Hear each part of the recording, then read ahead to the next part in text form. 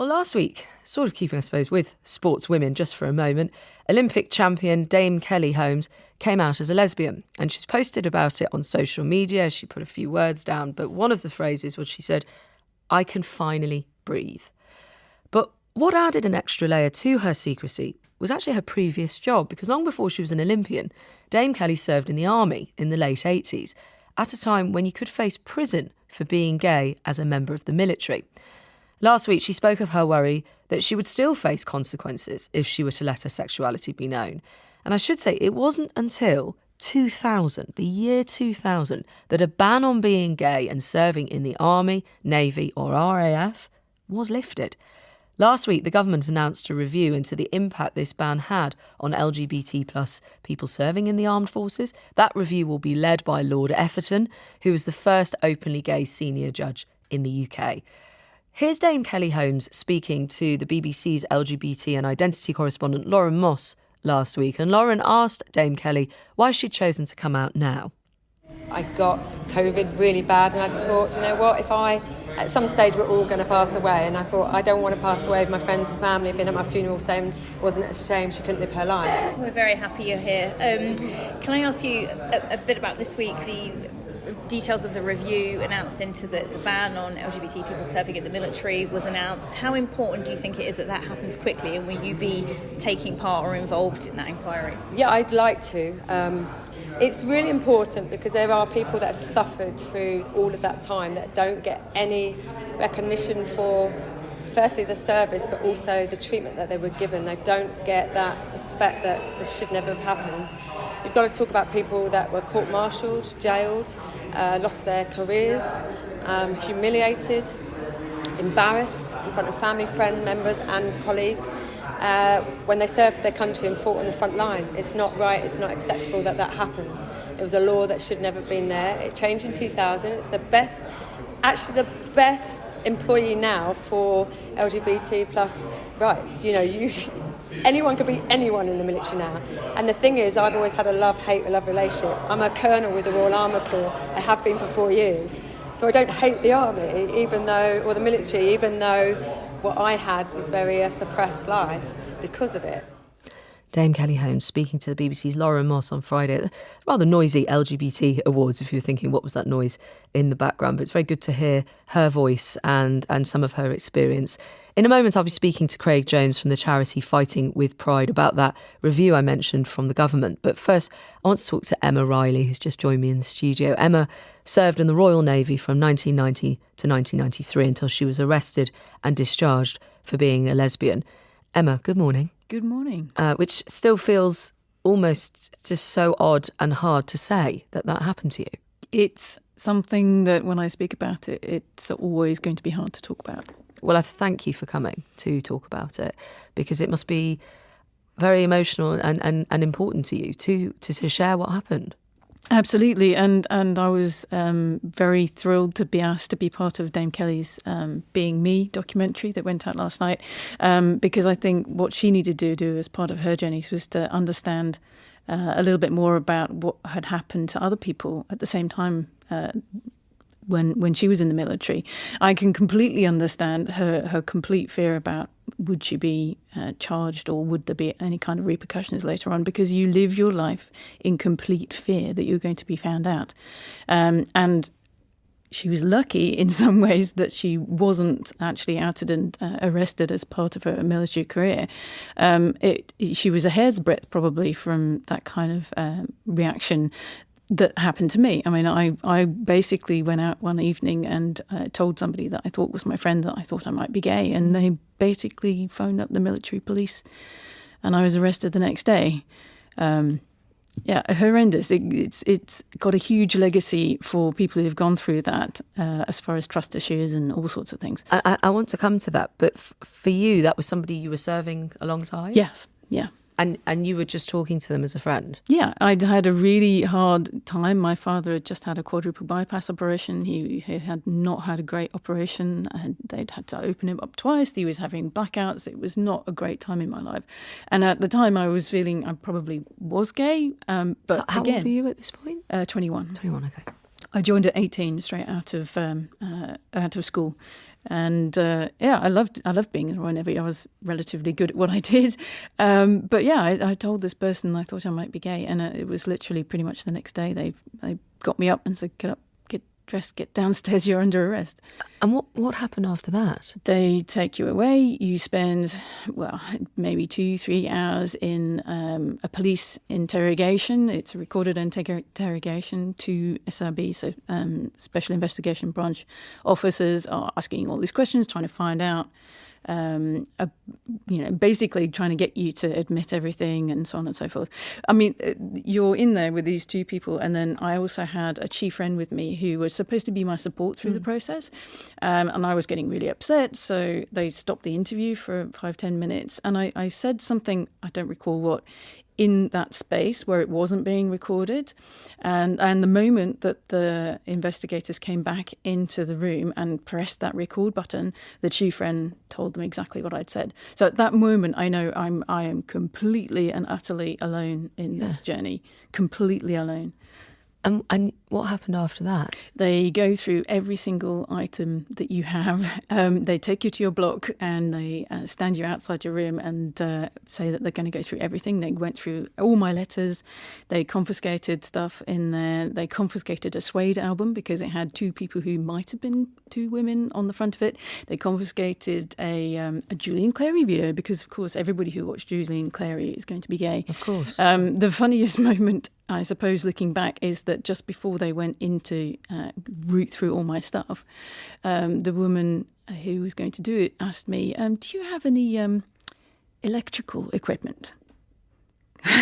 Yes, your face is kind of saying what I thought at the time, and I said, "Well, no, but in frankly, if you went through pretty much any woman's gear in a women's block in the Royal Navy, you would find plenty of electrical equipment. So it's all about, as Dame Kelly said, it's all about humiliation and punishing that person for something that is inherently part of their DNA. So they're looking for names. They're looking to follow the line to find the next person who's gay and to root people out. It was a real witch hunt time when nobody was safe. It was horrendous. And then, the worst thing that they did to me in some ways was that they then sent me home to tell my parents. And you hadn't told your parents? I hadn't told my parents, no. So not only am I being sent home to tell them that I'm being thrown out of the military, something I don't want to do because I don't want to disappoint them. My parents were incredibly proud of me for going in there, but I had to come out to them as gay, a forced coming out. And it was... With not your choice. Not my choice. I was terrified. And I'm thankful to this day that when I told them, they were hugely supportive. But I can see that moment in my memory. I know exactly the room. I can picture it. I can picture every single chair, exactly where I was sitting, where my parents were sitting. And it's just seared in my brain that I had to go through that.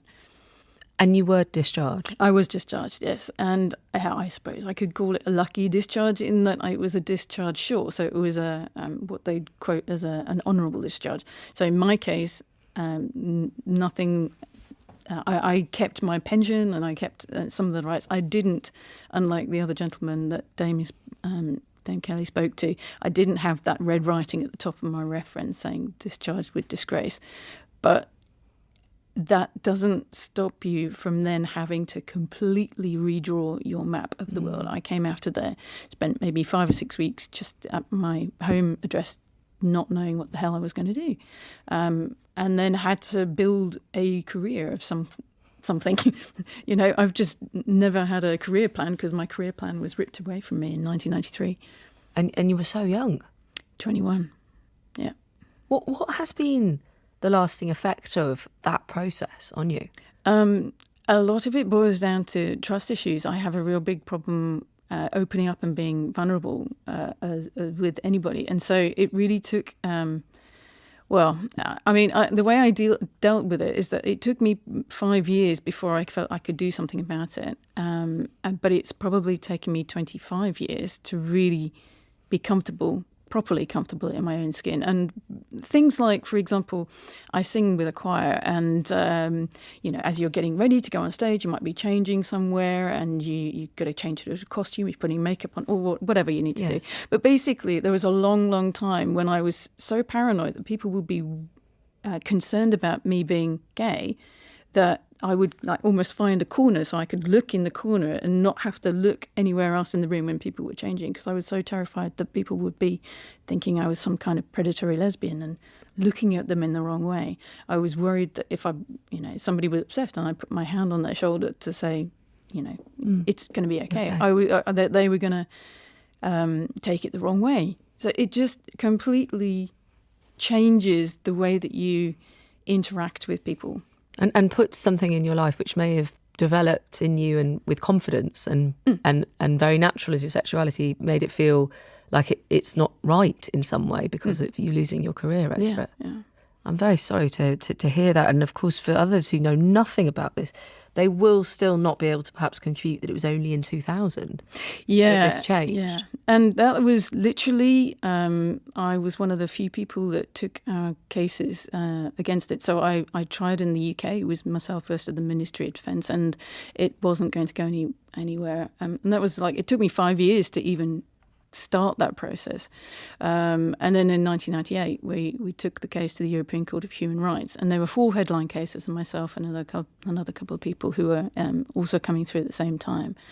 And even then, it took until September 1999 before the European Court ruled in favour of those 4 headline cases, and then after that, mine, and forced the UK government to change the law on January the 12th of 2000. And I totally would tell you, if that European Court had not done that, if we had not taken those cases, we still would have that ban in place for at least another decade, at least.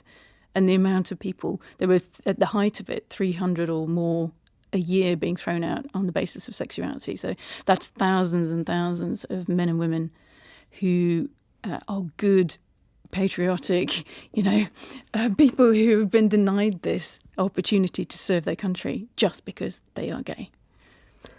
It's very sobering for a lot of us listening, including me. Susan said some message here, I'm listening now, this is horrific treatment of a woman. I had no idea this kind of, as she puts it, persecution went on. I don't know if you would also feel comfortable with that. Yeah, I think persecution is a very good word for it. Yeah, she says persecution that went on in the 90s. Another message here is it's terrible hearing what happened to LGBT plus people in the military in the past, but not too distant past. It isn't that rosy now, reads this message. People are still subjected to bullying, abuse, and there's also sexual harassment because of who they are or who they love in the military. It's an anonymous message. Yes, I mean, Dame Kelly mentioned the irony is the military is rated as a good place to be if you are LGBT plus, but what's your view of that? I think I briefly went to speak at the Compass, which is the Royal Navy's LGBTQ network, about 2 years ago now. And that was the first time I'd been on a military base since I'd been thrown out. So that was a very, very weird day for me. You're surrounded by the smells and the sounds and the movements that are always there. But what was really thrilling for me is to see that change. The fact that the network was even there. They were asking for somebody like me who'd changed that law or helped that law to come about. It was the questions that they were asking, the thoughtfulness behind what they were trying to get to was amazing. And then seeing on Dame Kelly's Being Me documentary last night, that when she was speaking to, for example, the 2 boxers, the Olympic boxers, I unfortunately don't remember their names, but one of them who'd been in the army, the fact that those 2 people, including the person who'd been in the army, had no idea that there was even a ban in place 20 years ago. That must make that just blew my mind. I bet. It really blew my mind. Let me bring in Craig Jones now, the Joint Chief Executive of Fighting with Pride. That's a charity supporting veterans and serving personnel who are LGBT+. And Craig, I believe you served in the Navy until 2008, is that right?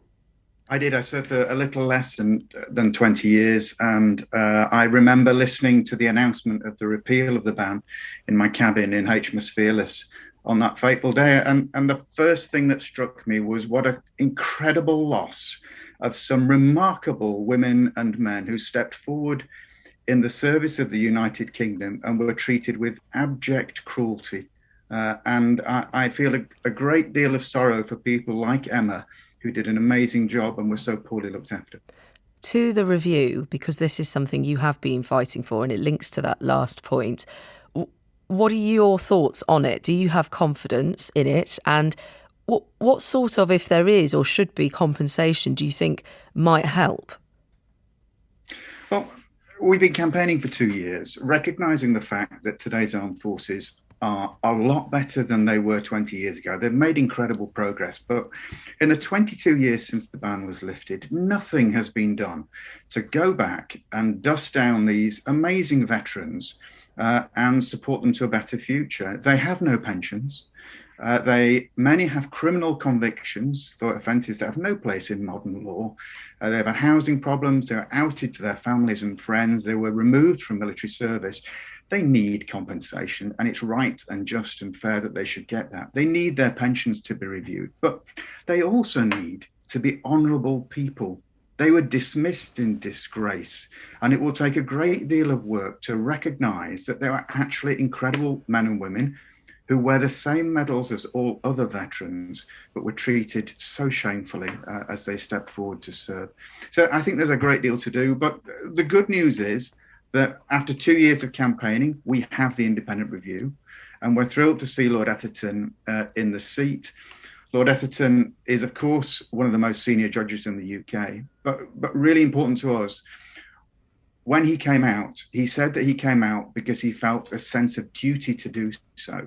Well, as veterans, we understand duty. And this is the moment now at which we find out what happened to these amazing veterans. We take account of it and we help them to a better future. And I hope that hundreds and thousands of veterans will step forward to the review or to Fighting with Pride so that we can connect them and so they can tell their truth. Craig Jones, thank you very much. Emma Riley, thank you to you for coming to talk today. It's I know that you have spoken before, but I'm sure it isn't easy each time. But also, people don't know still, like you say. Yeah, it is slightly shocking that it's still so much of a surprise. But to me, it's shocking that it took 20 years for the government to give us an apology and another 2 to start this review. Well, it's incredibly important. We will see how the review goes, and I hope we'll talk again. Thank you very much. Thank you.